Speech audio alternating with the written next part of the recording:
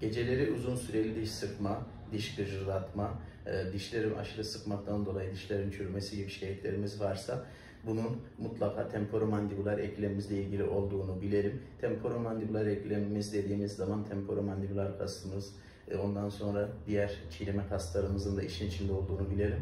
Burada tabii ki tek çözümün sadece ve sadece botoks olduğunun gibi yanlış bir kanı var halk arasında. Tek çare botoks değildir. Ameliyatsız bir şekilde de manuel tekniklerden, manuel terapiden, osteopatiden veya diğer metotlardan faydalanabilirsiniz. Bununla ilgili özellikle diş sıkmalarımız tek taraflıysa omurga eğriliklerine, boyun fıtığına, boyun ağrısına, spulunç ağrılarına sebep olabileceğini de göz önünde bulundurmamız gerekir.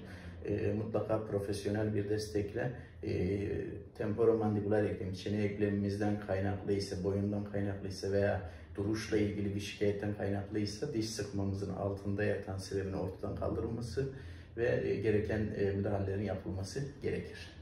Kalın sağlıcakla.